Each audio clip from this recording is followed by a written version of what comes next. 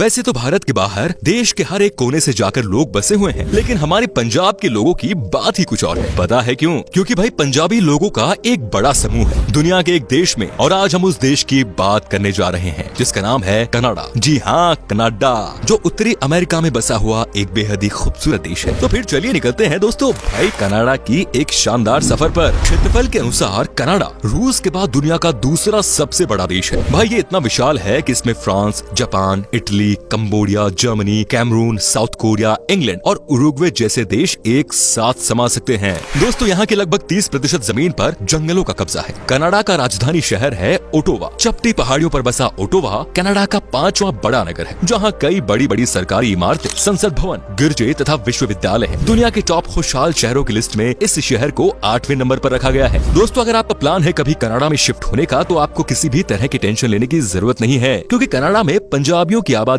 इतनी बढ़ गई है कि वहाँ जाकर आपको कतई भी एहसास नहीं होगा कि आप किसी और देश में हैं। कनाडा में सिखों की कुल संख्या 7 लाख के करीब है और वहाँ की कुल आबादी का 2% है वो, इसीलिए तो भाई इसे मिनी पंजाब कहकर बुलाते हैं। दोस्तों पिछले कुछ वर्षों से कनाडा पंजाब के लोगों की पहली पसंद बन गया है। जिस तरह से अन्य राज्य के बेरोजगार की पहली पसंद सरकारी नौकरी है, उसी तरह पंजाब के युवा कनाडा जाना पसंद करते हैं। कनाडा में प्रवासियों का बेहद ख्याल रखा जाता है और उन्हें बेहतरीन सुख सुविधाएं भी दी जाती हैं, जिससे पंजाबियों को वहाँ पर व्यवसाय करने में किसी तरह की परेशानी का सामना नहीं करना पड़ता। सिखों की अहमियत यहाँ इस बात से भी लगा सकते हैं कि कनाडा के प्रधानमंत्री जस्टिन ट्रूडो की कैबिनेट में 4 सिख मंत्री भी थे। हालांकि सिखों का कनाडा में बसना और बढ़ना इतना आसान नहीं रहा। इनका आना और नौकरियों में जाना कनाडा के गोरों को रास नहीं आया और वहाँ भारतीयों को लेकर विरोध शुरू हो गया था। लेकिन तमाम मुश्किलों के बावजूद सिख अपने सपनों को छोड़ने के लिए तैयार नहीं थे। इन्होंने अपनी मेहनत और लगन से कनाडा में खुद को साबित किया और मजबूत सामुदायिक संस्कृति को बनाया। साथ ही कई गुरुद्वारे भी बनाए।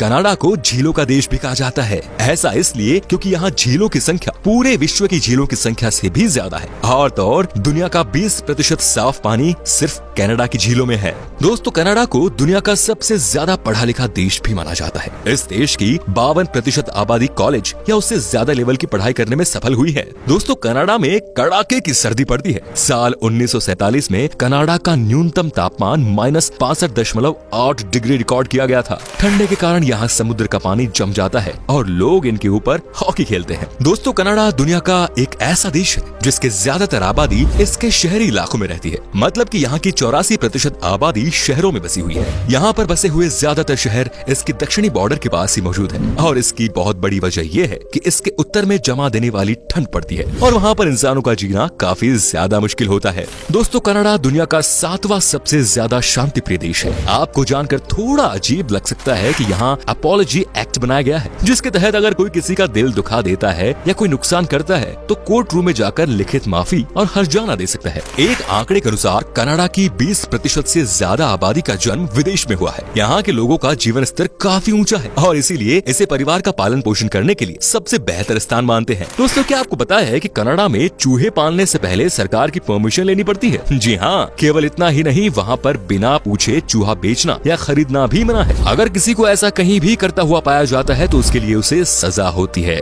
दोस्तों कनाडा के लोगों को मकरोनी और पनीर काफी पसंद है। पूरी दुनिया में सबसे ज्यादा मकरोनी और पनीर इसी देश में खाया जाता है। दोस्तों कनाडा दुनिया का एकमात्र ऐसा देश है जहाँ आप नाटक नहीं कर सकते। दोस्तों हम यहाँ कोई नुक्कड़ नाटक की बात नहीं कर रहे। कनाडा में रोक लगी है नकली जादूगरों पर। अगर आपको जादू करना नहीं आता लेकिन फिर भी आप किसी को जादूगरी दिखा रहे हो तो आप बुरे फंसोगे भाई कनाडा में। आप यहाँ किसी को भी उसका फ्यूचर नहीं बता सकते। अगर आपने ये गलती कनाडा में की तो आपके ऊपर केस हो जाएगा और आपको जेल की हवा भी खानी पड़ सकती है। कनाडा का एक और कानून ये भी है कि यहाँ आप सांप को पब्लिक प्लेस पर नहीं ले जा सकते। ऐसा करने पर जेल हो सकती है। दोस्तों क्या आपको पता है कि पूरी दुनिया का सबसे बड़ा इंटरनेशनल बॉर्डर कनाडा और अमेरिका के बीच में है, जो कि 8,891 किलोमीटर तक लंबा है। दोस्तों कनाडा एक बहुत ही डेवलप्ड कंट्री है और 1.844 ट्रिलियन डॉलर की जीडीपी के साथ इसे दुनिया का 11वां सबसे बड़ा जीडीपी बनाता है। सऊदी अरब और वेनेजुएला के बाद कनाडा के पास दुनिया में किसी भी देश का तीसरा सबसे बड़ा तेल भंडार है। प्रति व्यक्ति जीडीपी के मामले में ये देश दुनिया में 10वें स्थान पर है। दोस्तों कनाडा में हर साल क्रिसमस के मौके पर यहाँ पोस्ट ऑफिस में लाखों चिट्ठियां आती हैं,